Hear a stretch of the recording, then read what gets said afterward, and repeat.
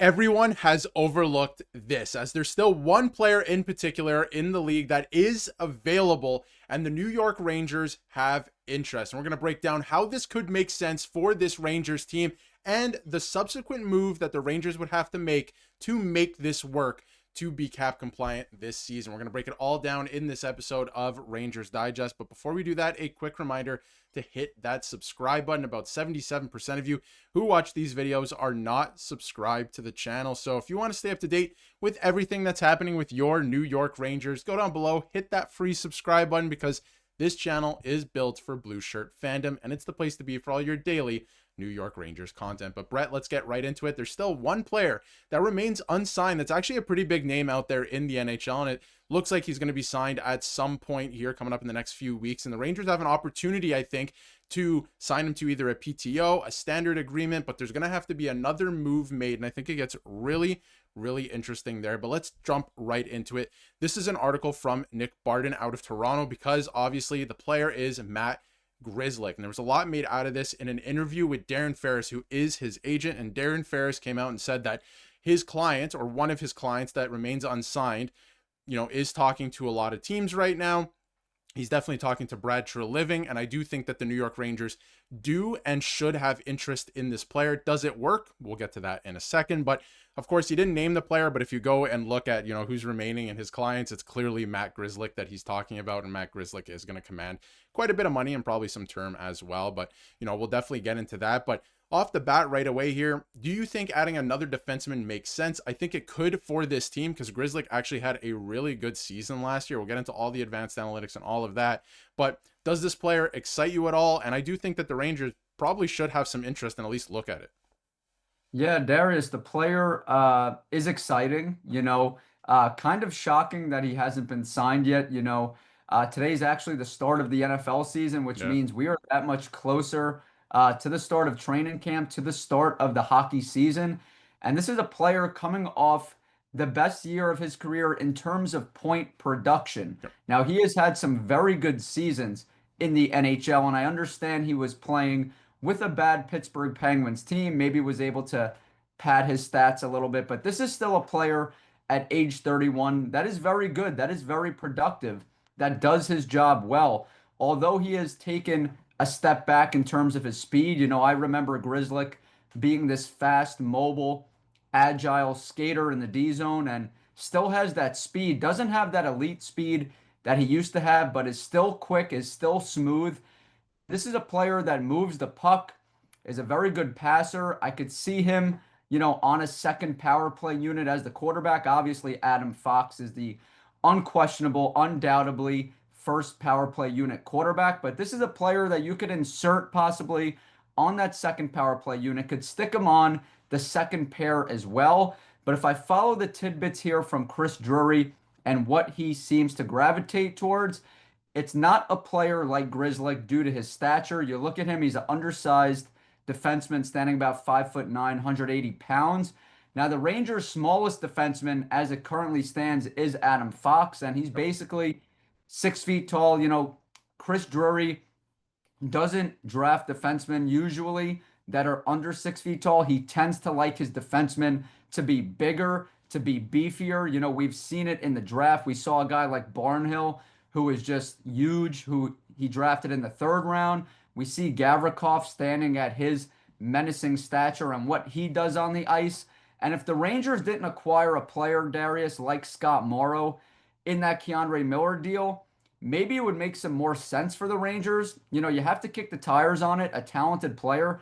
But with Scott Morrow in place, his offensive upside, with Braden Schneider's offensive upside, with Adam Fox, his offensive game, I don't think it's necessary to bring in a player like this at this particular time. Yeah, and I think it's an interesting option in that they probably should still have interest, but you bring up some really good points. There is a bit of a logjam. We'll get into, how this could work in a second in terms of, lineup decisions and who would have to go up, because clearly you'd have to move some cap out to make this work. But again, you brought up a good point about his season last year. The advanced analytics all looked very good.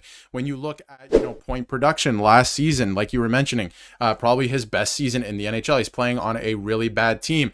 Definitely more of an assist person, definitely not a goal scorer per se, 1 goal on the year, but he can put the puck in the back of the net. He was playing quite a significant amount of minutes, and keep in mind, playing on a bad team and behind Erik Karlsson in terms of offensive production. So I think that, he had actually a very productive, pretty surprising season, maybe even, that I think that he can build off of into the future. So Rangers could have some interest there. Obviously, the Toronto Maple Leafs are interested in this player right now. They're a team in the same situation in terms of they would have to move a player. And a lot of people are asking, how would this even work for the Rangers? How would this work for the Leafs? Is it a PTO, right? Like Ben Trates is asking here, is it possibly a PTO? Because we're at this point now, we've gone through the whole summer, he's still unsigned. Maybe it's a PTO where then he shows off what he can do and either signs with that team or obviously goes to another team on a standard agreement contract. So it gets pretty interesting there. So some good points there, but I do want to get into now, how would this work for the team? Now, Matt Grzelcyk from Scotia Stat Projections, obviously, they've been bang on or very close to everything so far since July 1st. They're projecting him at $4.1 million, just over $4.1 million over the course of 3 years. That would take him to 34 years old. I think that's absolutely fair for what he brings to a lineup and what he did last season. But if you're looking at the $4 million cap hit as a New York Rangers fan or management, that doesn't work for the team. I think you got to get it around 3.5. And then even then, that's a little steep, but you'd have to move some salary cap if you're the Rangers. They only have enough cap space for a league minimum player right now. So Bret, I'll throw it over to you. I have some thoughts, looking at some of the players here. We all, obviously have Vakanainen, who's outside of the lineup, looking in right now in terms of this lineup.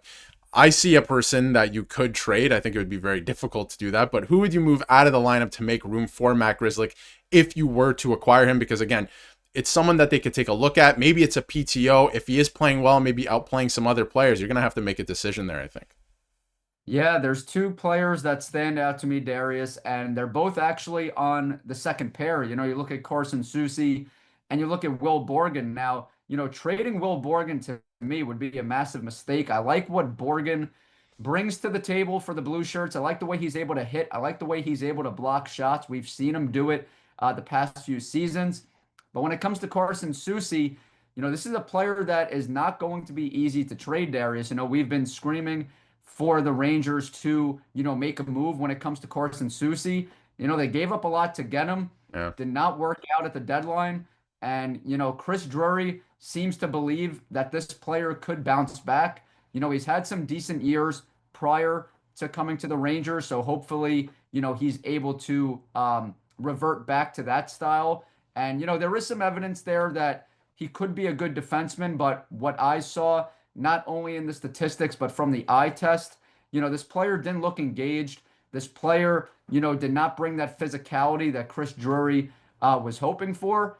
So if you're able to move a Carson Soucy, it makes sense. But if you have to move a Will Borgen or somebody like that to make a Grzelcyk signing possible, I really don't believe it's worth it. I'll reiterate this. You get Scott Morrow in that trade for Keonre Miller. He has second power play potential as a quarterback. He's got that offensive game. You have Braden Schneider, who's shown the ability to be a solid defenseman on the offensive end. You know what Adam Fox brings to the table on the offensive end. So Grzelcyk is not a necessity for the Rangers.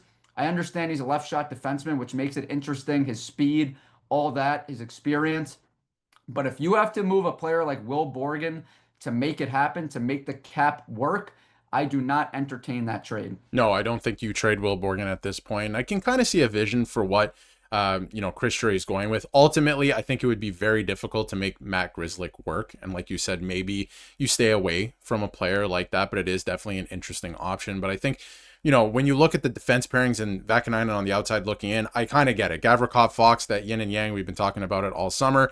Soucy and Borgen, in theory, could be a good shutdown pair, but Borgen, I love what he brings to the lineup, but Soucy, like you mentioned, when he was acquired, didn't really do many of the things that he was acquired to do. So that's a little concerning heading into this year. And then that final pairing there, as is Schneider on the left. I do wonder if he moves up at some point in the season to the second pairing, but that's more of a two-way, maybe a little bit more open to mistakes kind of line, but they could give you some offensive output, which could be exciting. So it's going to be interesting to see what ultimately happens, what other PTOs, happen closer to the regular season, obviously through training camp, because I would imagine the Rangers are going to sign a few. We see other teams starting to do that. So it's going to be interesting to see what they do. But we want to hear what you have to say in the comments about potentially adding Matt Grzelcyk, excuse me.